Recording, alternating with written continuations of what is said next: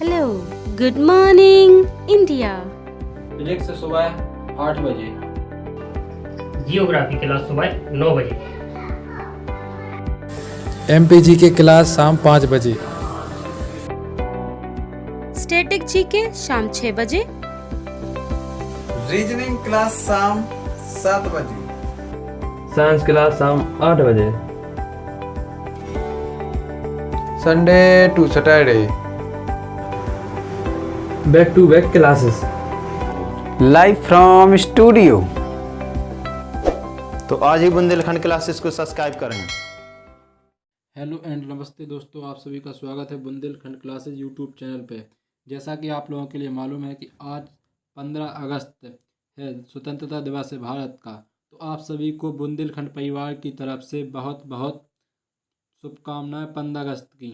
तो एक 75 में 15 अगस्त की आप सभी के लिए बहुत बहुत शुभकामनाएं। देखिए, तो एक क्वेश्चन आपका यहीं से ही कंप्लीट हो गया कि कितने नंबर का स्वतंत्रता दिवस है। ये 75वें नंबर का। तो आइए इसी की तरह अब आगे बढ़ते हुए पहले क्वेश्चन की ओर बढ़ते हैं।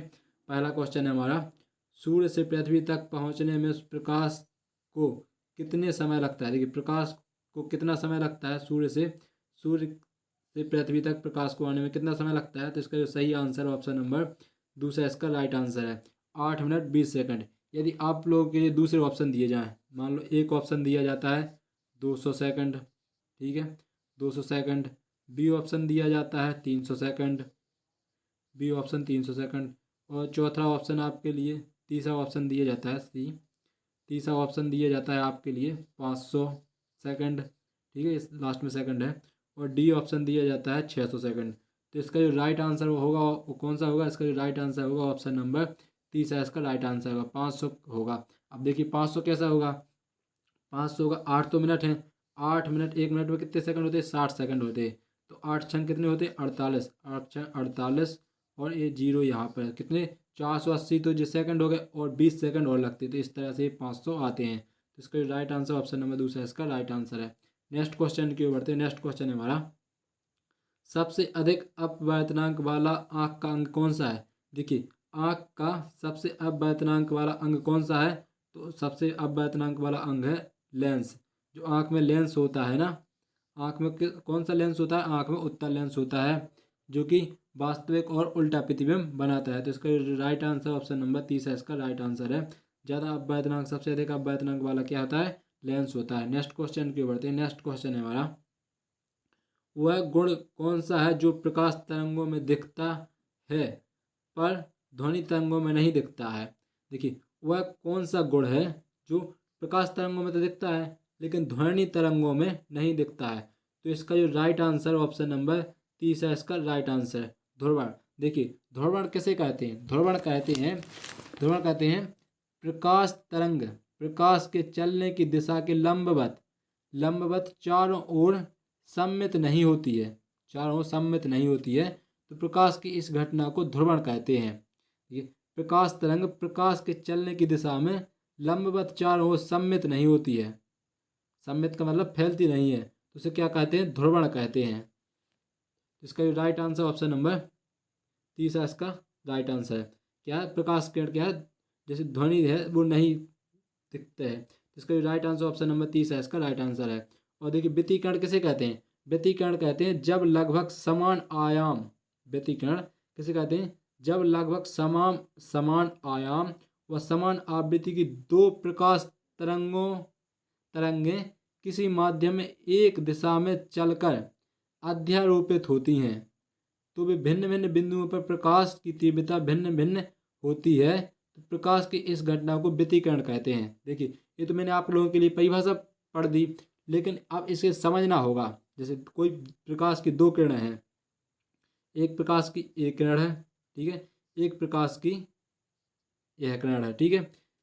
जब इनके आयाम मतलब होता है ऊपर जाना, इसकी जो तरंग दैर्ध्य होती है इसलिए ऊपर तक जाना और नीचे तक आना। यहाँ पर एक आयाम इसका पूरा होता है, यहाँ पर ऊपर जाना और यहाँ पर नीचे आना। और इसी प्रकार दूसरी तरंग, यहाँ पर ऊपर जाना और यहाँ पर नीचे जाना। इनका समान आयाम और समान आवृत्ति कैसे कहते हैं, एक सेकंड में ये कितने सर्कल पूरे कर रही है, एक सेकंड में ये कितने ऊपर नीचे बार जा रही है, उसे आवृत्ति कहते हैं 1 सेकंड में। तो जब एक समान आयाम और समान आवृत्ति की किरणें किसी माध्यम में एक दिशा में चलती हैं, मतलब इसी दिशा में चल रही हैं, इसी में चल के अध्यारोपित होती हैं, मतलब चलने के बाद कहीं पर टकराती हैं, तो वे भिन्न भिन्न बिंदुओं पर प्रकाश की तीव्रता भिन्न भिन्न होती है। प्रकाश की तीव्रता भिन्न भिन्न होती है भिन्न भिन्न बिंदुओं पर। मान लो यहाँ पर ये टकराई, ये दोनों प्रकाश की किरणें यहाँ पर टकराई, तो इसकी तीव्रता कुछ और इसकी तीव्रता कुछ और, तो इसी घटना का क्या कहा जाता है, इसी घटना का कहा जाता है व्यतिकरण। और मैंने ध्रुवण आपके लिए बता ही दिया। ध्रुवण किसे कहा जाता है? ध्रुवण कहा जाता है प्रकाश तरंगें प्रकाश के चलने की दिशा में लंबवत चारों ओर सम्मित नहीं होती हैं, मतलब चारों ओर फैलती नहीं है, इसे क्या कहा जाता है? इस घटना को कहा जाता है ध्रुवण। ठीक है। और विवर्तन आप लोगों के लिए मालूम ही होगा, विवर्तन किसे कहते हैं? विवर्तन इसकी पहले मैंने जो क्वेश्चन पढ़ाए हुए हैं, इसके पहले वाले वीडियो में भी इसकी परिभाषा बताई हुई है। और एक बार आप लोगों के लिए विवर्तन की मैं परिभाषा बता दूं तो विवर्तन क्या होता है? प्रकाश तरंगें अवरोध या द्वार के तीक्ष्ण कोणों से मुड़ जाती हैं। देखिए कोई प्रकाश किरण है, कोई प्रकाश किरण इस प्रकार से जा रही थी, ठीक है, और यहाँ पे कोई प्लेट रखी हुई है, ठीक है, यहाँ पे कोई प्लेट रखी है, और यहाँ पर टकराने के बाद ये बिल्कुल बारीक पतली रखी थी, और यहाँ से टकराने के बाद ये मुड़ जाती है, ठीक है। तो इस मुड़ जाने के लिए क्या कहा जाता है? विवर्तन कहा जाता है। जैसे यदि कोई ब्लेड रखी है, ब्लेड के किनारे पे कोई प्रकाश किरण पड़ी और वो वहाँ से क्या होगी? वहाँ से मुड़ गई, वो प्रकाश किरण वहाँ से मुड़ गई और वहाँ पे क्या चमकदार प्रतीत होने लगता है। इसी कारण से विवर्तन के कारण कोई चीज़ हमें चमकदार भी दिखाई देती है। लेकिन हालांकि इसका जो राइट आंसर है हमारा, उसका जो राइट आंसर क्या है? तीसरा इसका राइट आंसर ध्रुवण इसका सही आंसर है। नेक्स्ट क्वेश्चन की बढ़ते हैं। नेक्स्ट क्वेश्चन हमारा, जब किसी तालाब के शांत जल में पत्थर फेंका जाए तो तालाब में जल के पृष्ठ पर उठने वाली लहरें होती हैं। देखिए जब तालाब में शांत जल होता है, यदि आप शांत जल में वहाँ पर एक पत्थर फेंकते हैं, ठीक है, पत्थर फेंकते हैं, तो पत्थर फेंकने से उसमें किस तरह की लहरें उत्पन्न हो जाएंगी? तो इसका जो राइट आंसर है ऑप्शन नंबर दूसरा इसका राइट आंसर है, अनुप्रस्थ तरंगें उत्पन्न हो जाएंगी। देखिए अनुप्रस्थ तरंगों की विशेषता क्या होती है? अनुप्रस्थ तरंगें माध्यम के लंबवत चलती हैं। मान लो देखिए ये तालाब है, तालाब की ऊपरी परत है, ठीक है, ऊपरी परत में जब आपने पत्थर फेंका तो वो क्या होगी? लंबवत चलेंगी। यहाँ पर ऐसी, यहाँ पर इस प्रकार से पहले बाहर जाएंगी, फिर अंदर आएंगी, फिर बाहर जाएंगी, फिर अंदर आएंगी, फिर बाहर, इस प्रकार की चलेंगी। तो इस प्रकार की घटना से क्या होता है? अनुप्रस्थ तरंगें कहा जाता है।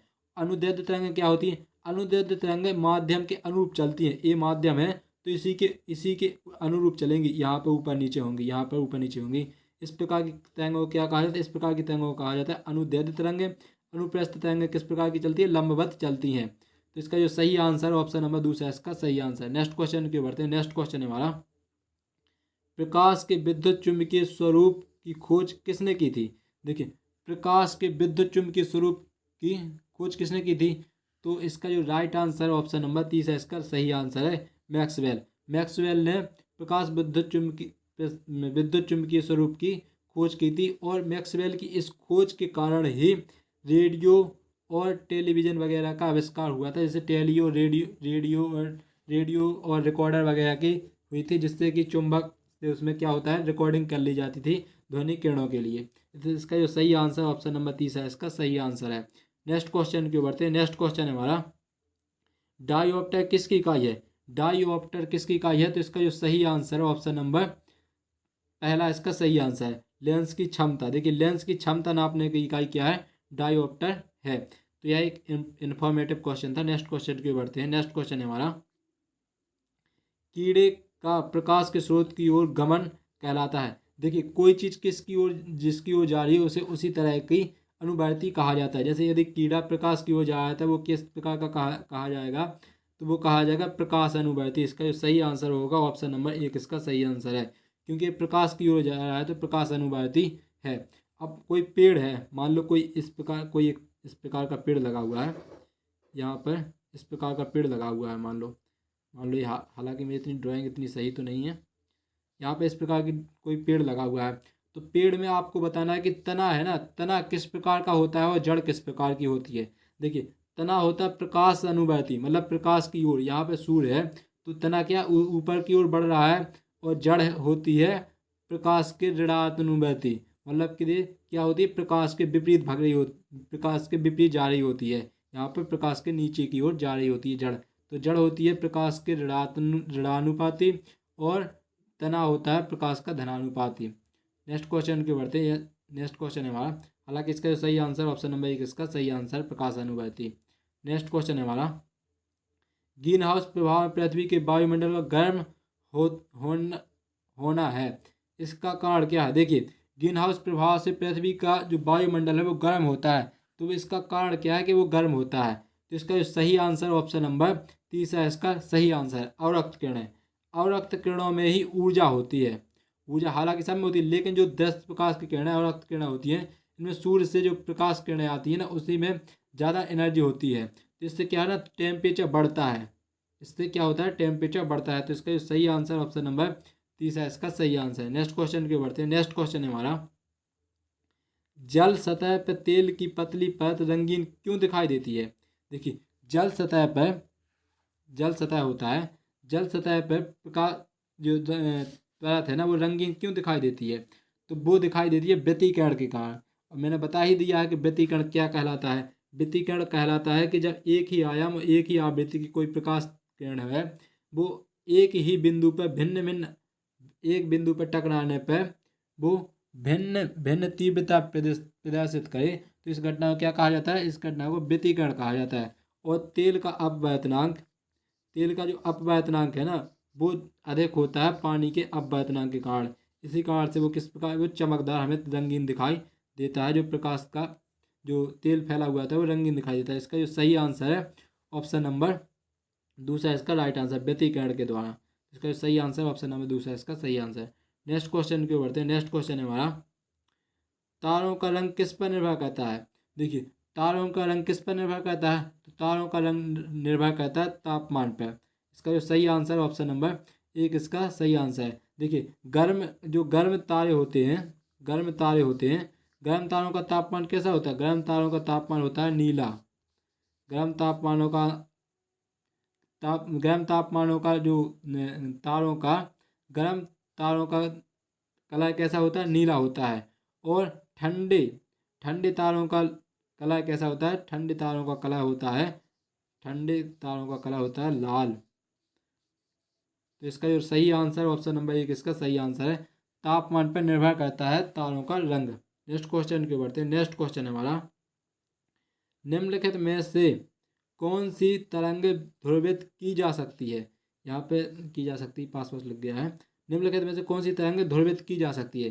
देखिए, किन तरंगों को ध्रुवित किया जा सकता है, तो इसका जो सही आंसर है ऑप्शन नंबर डी इसका राइट आंसर, प्रकाश तरंगों को। देखिए, प्रकाश तरंगों को ध्रुवित किया जा सकता है। अब आप लोगों की जानकारी बताएं। देखिए, मैंने अभी इसके पहले भी बताया कि ध्रुवण किसे कहते हैं। ध्रुवण कहा जाता है कि जब प्रकाश की किरण है, जब कोई प्रकाश की किरण चलती है तो लंबवत चारों ओर सम्मिलित नहीं होती है, मतलब वो चारों ओर फैलती नहीं है। ठीक है, तो इस घटना को क्या कहा जाता है, इस घटना को ध्रुवण कहा जाता है, ध्रुवित की जा सकती है। तो इसका जो सही आंसर ऑप्शन नंबर 4 इसका सही आंसर है। नेक्स्ट क्वेश्चन के बढ़ते हैं। तो इसका जो सही आंसर ऑप्शन नंबर 4 इसका सही आंसर है, क्या, प्रकाश की तरंग है। नेक्स्ट क्वेश्चन के बढ़ते हैं। नेक्स्ट क्वेश्चन है हमारा, समुद्र की सीप किस कारण से सुनहरी दिखाई देती है। देखिए, समुद्र की सीप है वो किस कारण से सुनहरी दिखाई देती है। तो इसका जो सही आंसर है ऑप्शन नंबर 30 इसका सही आंसर है, ध्रुवण के कारण। तो देखिए, मैंने अभी आप लोगों के लिए कम से कम 10 बार, तो 10 बार नहीं तो कम से कम 3-4 बार तो बता ही दी है कि ध्रुवण किसे कहते हैं, विवर्तन किसे कहते हैं। और ये जो परिभाषा बता रहे हैं हम, ये परिभाषा कहीं और से नहीं, किताब से ही पढ़ के बता रहे हैं। हालांकि आप लोगों के लिए समझा रहे हैं, और इसमें जो किताब में जो परिभाषा दी है वही आप लोगों के लिए बताई जा रही है और वही समझाई भी जा रही है। तो इसका जो सही आंसर ऑप्शन नंबर 30 इसका सही आंसर है। नेक्स्ट क्वेश्चन के बढ़ते हैं। नेक्स्ट क्वेश्चन हमारा, इंद्रधनुष किस कारण से दिखता है या बनता है। इंद्रधनुष है किस कारण से दिखता है या बनता है। तो इसका जो सही आंसर है ऑप्शन नंबर डी इसका सही आंसर, अपवर्तन और परावर्तन के कारण, प्रकाश के अपवर्तन और प्रकाश के अपवर्तन और परावर्तन के कारण दिखाई पड़ता है। देखिए इंद्रधनुष बनना किस प्रकार की घटना है, तो इंद्रधनुष बनना एक प्रकाशीय घटना है। देखिए अब इंद्रधनुष बनना प्रकाशीय घटना है तो कैसे होते हैं, जो जल की बूंदें हैं ना, जो जल की बूंदों में प्रकाश के अपवर्तन और परावर्तन दोनों के कारण दिखाई देता है। प्रकाश के अपवर्तन अपवर्तित किरणों के जल की बूंदों में प्रवेश करना। देखिए जब प्रकाश किरणें जल की बूंदों में प्रवेश करती हैं तो उनका अपवर्तन होना, और जब अंदर से दूसरी तरफ परावर्तित होना और बूंदों के बाहर निकलते समय एक बार फिर अपवर्तित होना, इसी कारण से इंद्रधनुष बनता है। देखिए कोई जब इंद्रधनुष जब कोई इस प्रकार की बूंदें जब प्रकाश की किरण इसके अंदर जाती हैं तो एक बार अपवर्तित होती हैं, ठीक है। अपवर्तित होने के बाद वो परावर्तित होती है, ठीक है। अपवर्तित होने के बाद भीतर परावर्तित होती है। परावर्तित के बाद जब वो बाहर निकलती है ना किरण, तो एक बार फिर अपवर्तित होती है, और अपवर्तित होने के कारण इसी घटना के कारण इंद्रधनुष बनता है। तो मैंने एक घटना बता दी आप लोगों के लिए किस प्रकार से इंद्रधनुष बनता है। तो कोई बूंद है, उस बूंद के अंदर प्रकाश किरण जाती है तो उसमें अपवर्तन होता है, क्योंकि विरल माध्यम से सघन माध्यम में जा रही होती है, और फिर ये अंदर परावर्तित भी होती है। अंदर परावर्तित होने के बाद एक बार फिर अपवर्तित होती है, इसके कारण से इंद्रधनुष बनता है। तो इसका जो सही आंसर ऑप्शन नंबर चौथा है इसका सही आंसर, अपवर्तन और परावर्तन के कारण। नेक्स्ट क्वेश्चन के बढ़ते हैं। नेक्स्ट क्वेश्चन है हमारा, वायु के तापमान में परिवर्तन से ध्वनि का निम्नलिखित में से कौन सा गुण प्रभावित होता है। देखिए वायु के तापमान में परिवर्तन होने से ध्वनि के कौन सा गुण प्रभावित होता है, तो इसका जो सही आंसर ऑप्शन नंबर चौथा इसका सही आंसर, तरंगदैर्घ्य प्रभावित होती है। देखिए अब तरंगदैर्घ्य किसे कहते हैं, एक तरंगदैर्घ्य कहा जाता है इसके पूरा यहाँ से यहाँ तक बनने के लिए कहा जाता है, पूरा एक तरंगदैर्घ्य कहा जाता है। एक शीश और एक गर्त के मिलने से जो पल्स बनती है उसे कहा जाता है एक तरंगदैर्घ्य। अब यदि तापमान बढ़ाते हैं या घटाते हैं तो ये तरंगदैर्घ्य का मान कमता या बढ़ता रहता है। तो इसका जो सही आंसर ऑप्शन नंबर चौथा इसका सही आंसर है। नेक्स्ट क्वेश्चन के बढ़ते हैं। नेक्स्ट क्वेश्चन है, सूर्य उदय और सूर्यास्त के समय वायुमंडल में लालिमा किस कारण से छा जाती है। देखिए सूर्य उदय और सूर्यास्त के समय सूर्य की ओर चारों ओर लालिमा किस कारण से छा जाती है। तो देखिए आप लोगों की जानकारी के लिए बता दूं तो ऐसा क्यों होता है। ऐसा इसलिए होता है क्योंकि जब सूर्य की प्रकाश की किरणें हैं, सूर्य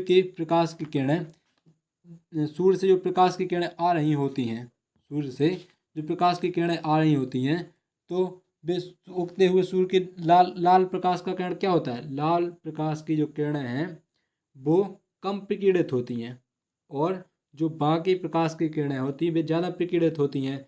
तो वे प्रकीर्णित होकर हमारी आंखों तक उतनी स्पीड से नहीं पहुंच पाती हैं जितनी कि लाल कलर की पहुंच जाती हैं, ठीक है। तो लाल कलर की जो प्रकाश की तरह किरणें हैं उनकी तरंगदैर्घ्य अधिक होती है, तो वो हमारी आंखों तक पहुंच जाती हैं और उनका विकिरण कम होता है, ठीक है। इस कारण से वो सुबह से या शाम की टाइम लालिमा दिखाई देती है। तो किसके कारण दिखाई देती है, तो प्रकाश के विकिरण के दौरान। तो इसका जो सही आंसर ऑप्शन नंबर चौथा इसका सही आंसर है। देखिए एक बार मैं आपको एक किताब की जो भाषा दी गई है उसे भी पढ़ के सुना देता हूँ।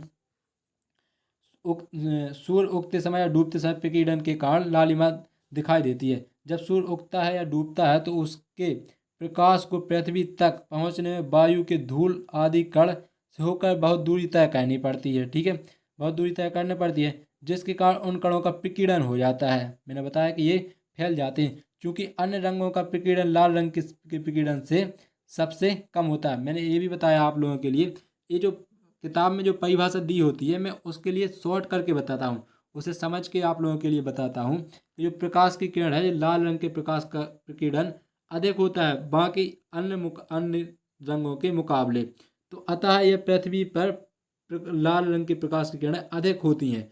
प्रकाश की किरणें लाल रंग की प्रकाश की किरणें पृथ्वी तक अधिक मात्रा में पहुंचती हैं, और प्रकाश की किरणें विकिरण के कारण वो वहीं पर रह जाती हैं, वो यहाँ पर नहीं आ पाती, उनकी तरंगदैर्घ्य इतनी नहीं होती है कि वो पृथ्वी तक आ पाएँ, ठीक है। इस कारण से लालिमा दिखाई देती है, क्योंकि प्रकाश की किरणें है ना, प्रकाश की किरणें लाल प्रकाश की किरणें पृथ्वी तक पहुँच जाती हैं।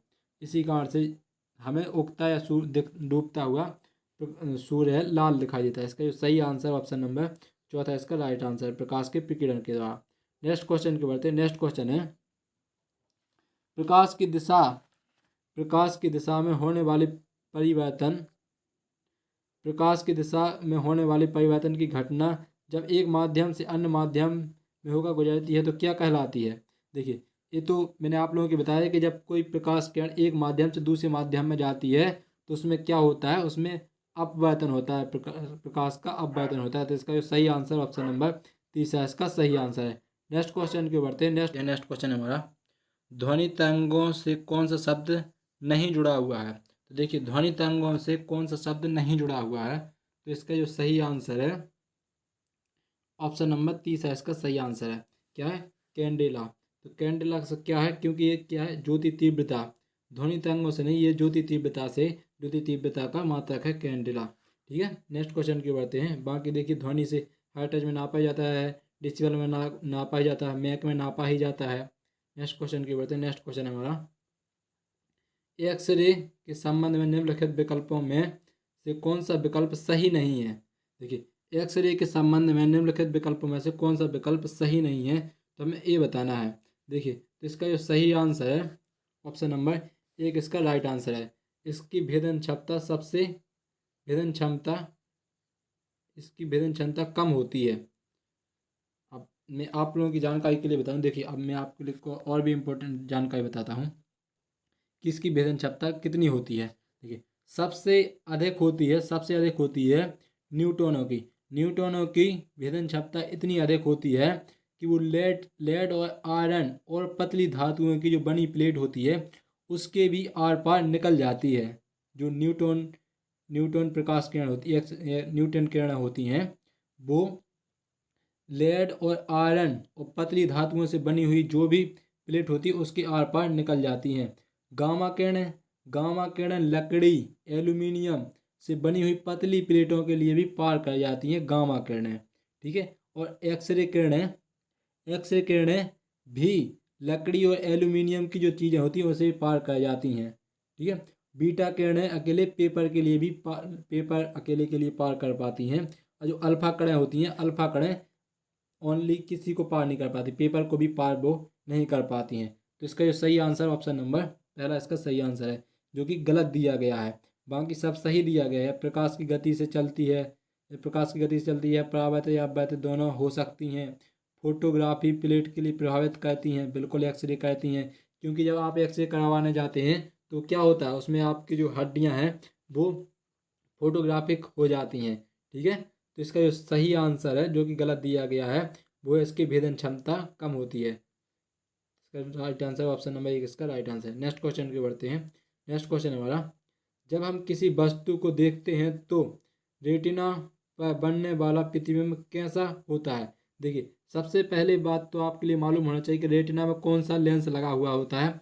रेटिना में उत्तल लेंस लगा हुआ होता है। और उत्तल लेंस की खासियत क्या होती है, उत्तल लेंस की खासियत होती है वास्तविक और उल्टा प्रतिबिंब बनाना। तो इसका जो सही आंसर है ऑप्शन नंबर पहला इसका राइट आंसर, वास्तविक और उल्टा प्रतिबिंब बनना।